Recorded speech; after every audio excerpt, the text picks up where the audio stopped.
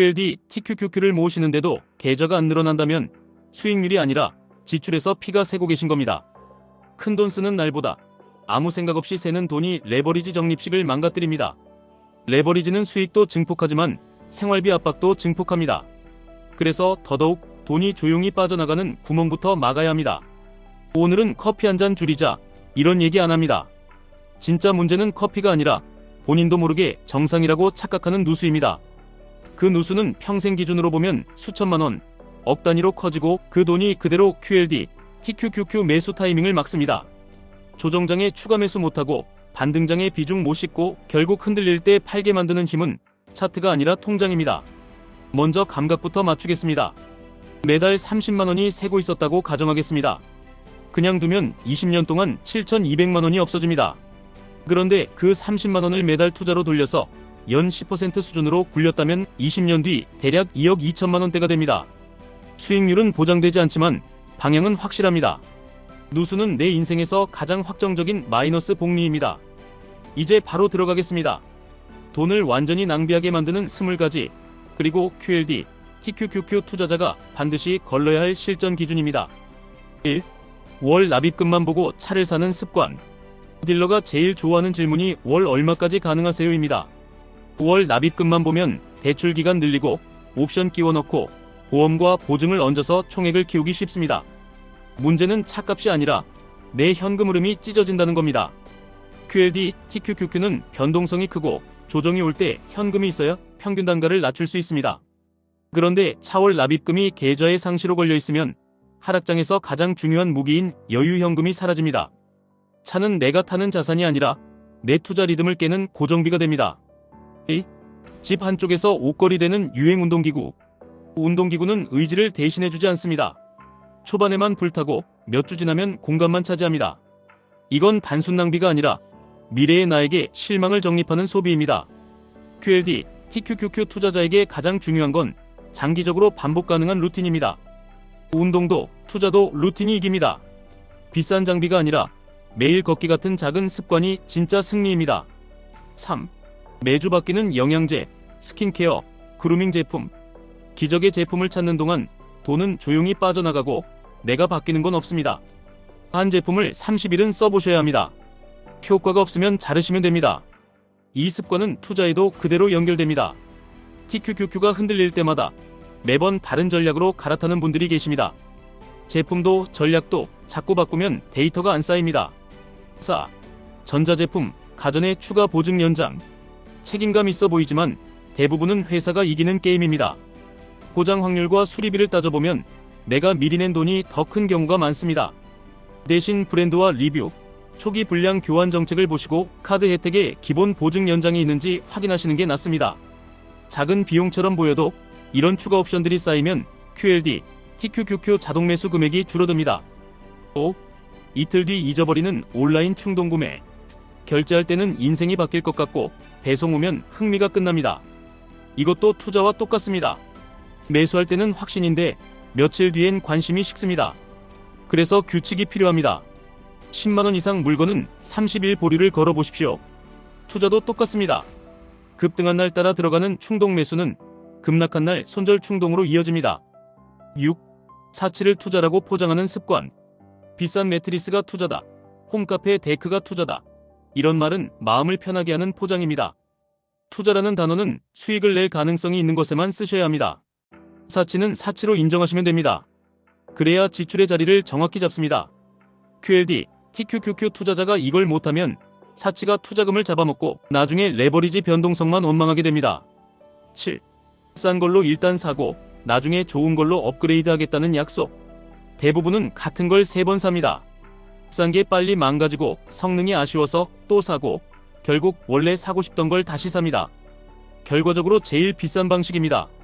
정말 중요한 물건은 내가 감당 가능한 선에서 최선으로 한 번에 가는 편이 낫습니다. 투자도 마찬가지입니다. 구조가 좋은 습관을 처음부터 잡아야 나중에 고치느라 비용을 더 내지 않습니다. 8. 언젠가 쓸지도 모른다는 구독. 이게 진짜 무서운 누수입니다. 한 달에 9,900원, 14,900원 이런 것들이 10개만 있어도 매달 꽤 큰 돈이 빠집니다. 더 무서운 건 내가 새는 줄도 모르고 산다는 겁니다. 분기마다 카드 내역을 보시고 지난 30일 동안 실제로 쓴 구독만 남기십시오. QLD, TQQQ는 소액이라도 꾸준히 들어가야 힘이 나옵니다. 구독 누수는 꾸준한 투자금을 갉아먹습니다. 9. 필요 없는데 큰 차, 큰 트럭, 큰 옵션을 사는 것. 내가 필요해서가 아니라 내 이미지 때문에 사는 소비는 고정비를 올리고 인생의 선택지를 줄입니다. 차는 내가 소유하는 게 아니라 내가 매달 갚는 겁니다. 레버리지 투자자는 특히 더 위험합니다. 시장이 흔들릴 때 월 고정비가 높으면 투자자 마음이 먼저 무너집니다. 10. 힘들어서 보상이라서 라는 감정 소비. 자기 관리 자체는 좋습니다. 문제는 감당이 안 되는데 쓰는 겁니다. 감정 소비는 일시적인 위로를 주지만 카드값이 다음 달 불안을 키웁니다. 진짜 자기 관리는 쓰기 전에 이미 그 돈을 따로 떼어놓는 겁니다. 그러면 써도 죄책감이 없습니다. 그리고 QLD, TQQQ도 똑같습니다. 조정이 오기 전에 이미 매수 여력을 떼어놓아야 하락장에서 담담해집니다. 11. 복잡하고 과시적인 투자, 이해도 안 되는 상품. 복잡함은 전략이 아니라 판매 포인트인 경우가 많습니다. 이해가 안 되면 확률적으로 내가 돈을 내는 쪽일 가능성이 큽니다. 레버리지 ETF를 하시는 분들은 특히 이미 구조가 단순하지 않습니다. 거기에 더 복잡한 것을 얹으면 결국 현금 흐름이 꼬이고 멘탈이 꼬입니다. 기본으로 돌아가셔야 합니다. 12. 재테크 앱, 가계부 앱, 계정이 너무 많은 상태. 앱 4개, 카드 3장, 계좌 여러 개, 카테고리 80개. 그런데 나는 월말에 왜 돈이 없는지 모른다. 이건 관리가 아니라 소음입니다. 필요한 건 딱 4가지입니다. 고정비, 투자, 저축, 마음 편한 소비. 이 4가지 숫자만 알면 됩니다. 숫자가 단순해지면 투자도 단순해집니다. 단순함은 레버리지 투자자의 생존 장치입니다. 13. 더 나은 나를 사는 소비, 환상을 사는 소비. 욕조가 있으면 매일 반신욕할 것 같다. 비싼 의자가 있으면 생산성이 폭발할 것 같다. 플래너를 사면 인생이 정리될 것 같다. 대부분은 물건이 아니라 환상을 사는 겁니다. QLD, TQQQ도 비슷합니다. 종목이 내 인생을 바꿔줄 거라는 환상을 사면 현실의 루틴은 그대로라서 무너집니다. 물건이든 종목이든 내 행동이 바뀌지 않으면 결과는 안 바뀝니다. 14. 집을 무조건 투자라고 믿는 것. 집은 삶의 공간일 수 있습니다. 하지만 무조건 투자라고 단정하면 위험합니다. 이자, 세금, 관리, 수리, 기회비용을 빼면 생각보다 남는 게 적을 수 있습니다. 중요한 건 숫자를 보는 겁니다. 그리고 레버리지 투자자라면 더더욱 집을 투자로 착각해서 레버리지로 레버리지를 쌓는 선택은 조심하셔야 합니다. 15. 자산의 1%를 매년 떼어가는 자산관리 수수료. 처음엔 작아 보이지만 자산이 커질수록 내가 내는 돈도 커집니다. 장기적으로는 수익의 꽤 큰 부분을 잠식합니다. 도움이 필요한 순간이 있을 수는 있습니다. 그럴 땐 시간당, 프로젝트 단위로 비용을 내는 방식이 더 합리적일 때가 많습니다. QLD, TQQQ로 장기전을 보신다면 비용 구조는 최대한 가볍게 가셔야 합니다. 16. 리모델링이 다 회수될 거라는 믿음. 리모델링은 대부분 기분을 위하는 소비입니다. 그 자체는 나쁜 게 아닙니다. 문제는 투자라고 착각하고 빚을 내는 겁니다. 즐거움을 위한다고 인정하고 그래서 현금으로, 저축으로 준비하는 게 맞습니다. 투자도 동일합니다. 내가 감당 가능한 변동성만 들고 가야 합니다. 17. 포인트, 캐시백 때문에 더 쓰는 카드 소비. 이자 20% 넘게 내면서 포인트 몇천 원 받는 건 돈을 태우면서 동전 줍는 행동입니다. 보상은 보상이 아닙니다. 원칙은 하나입니다. 매달 전액 결제, 이게 안 되면 포인트는 독입니다. QLD, TQQQ도 마찬가지입니다. 작은 수익에 취해서 과도하게 베팅하면 한 번의 큰 변동에 계좌가 흔들립니다. 18. 보험을 투자처럼 포장하는 고수수료 구조. 보험은 보호입니다. 투자는 투자입니다. 경계가 흐려지면 수수료가 들어옵니다. 가족을 보호할 목적이면 단순한 구조가 답인 경우가 많습니다. 복잡한 금융상품은 이해하기도 어렵고 중간 비용이 많이 새기 쉽습니다. 19. 안 듣고 안 하는 온라인 강의, 컨퍼런스, 자기개발 결제. 결제하는 순간 나는 성장하는 사람 같아서 기분이 좋아집니다. 그런데 실행이 없으면 그건 지출일 뿐입니다. 이미 산 강의가 있다면 새로운 걸 사지 말고 먼저 끝내십시오. 투자도 똑같습니다. 새로운 매매법을 찾기 전에 지금 내 규칙을 지키는지부터 보셔야 합니다. 20. 혜택을 안 쓰는데 유지하는 프리미엄 카드, 항공 멤버십. 연회비가 비싼데 라운지도 안 가고 크레딧도 안 쓰고 그냥 금속카드의 기분만 산다면 그건 지위 소비입니다. 1년에 한 번은 혜택을 점검하시고 안 쓰면 과감히 내리십시오. 그 돈이 QLD, TQQQ 안주를 더 사게 합니다. 여기까지 들으시면 이런 감정이 올라오실 수 있습니다. 너무 빡빡하게 살라는 얘기 같고 즐거움이 사라질 것 같고 내 인생이 가난해질 것 같고 그런데 반대입니다. 새는 돈만 막으면 오히려 좋아하는 데는 더 쓰실 수 있습니다. 중요한 건 금욕이 아니라 의도입니다. 이제 실행으로 정리하겠습니다. 복잡한 계획 필요 없습니다. 딱 3단계만 하시면 됩니다. 첫째, 누수 탐지부터 하십시오.